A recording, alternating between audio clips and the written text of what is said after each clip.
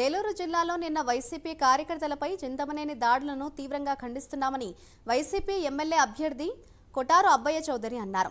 చింతమనేని వెంటనే అరెస్ట్ చేయాలని డిమాండ్ చేశారు. చింతమనేని ప్రవర్తనపై ఎన్నికల అధికారికి ఫిర్యాదు చేస్తామన్నారు.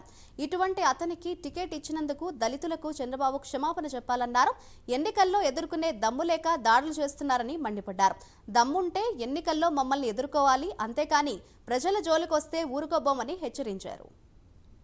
ప్రభాకర్ అనేటువంటి వ్యక్తి ఎలక్షన్ క్యాంపెయినింగ్ నిమిత్తం గ్రామాల్లో తిరుగుతూ ఒక అరాచకమైన సృష్టిస్తూ ఉన్నాడు.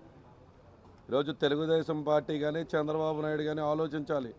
ఇటువంటి దుర్మార్గుడికి, ఇటువంటి దుష్టుడికి ఈరోజు మీరు బీఫామ్ ఇచ్చి పంపించడం జరిగింది. ఈ దెందులూరు నియోజకవర్గం 5 సంవత్సరాలుగా ప్రశాంతంగా ఉన్నటువంటి దెందులూరు నియోజకవర్గాన్ని ఒక్క రాత్రి మీరు బీఫామ్ ఇచ్చి అతన్ని పంపించి ఈ నియోజకవర్గాన్ని ఈరోజు మళ్ళీ గొడవలకి, కొట్లాటలతో నిద్రలేపటం జరిగింది.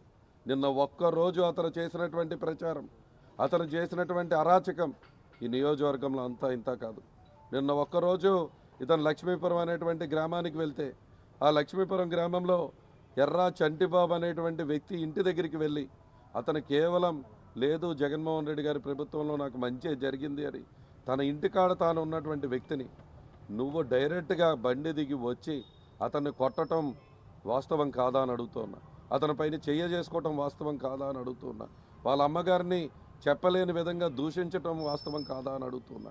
ఈరోజు అతన్ని కొట్టడమే కాకుండా అతన్ని నేను శాసనసభ్యుడిగా పోటీ చేస్తున్నాను కాబట్టి లేకుంటే నీ పేగులు తీసేస్తాను, పేగులు పీకేస్తాను అనేటువంటి భాష నువ్వు మాట్లాడటం జరిగింది.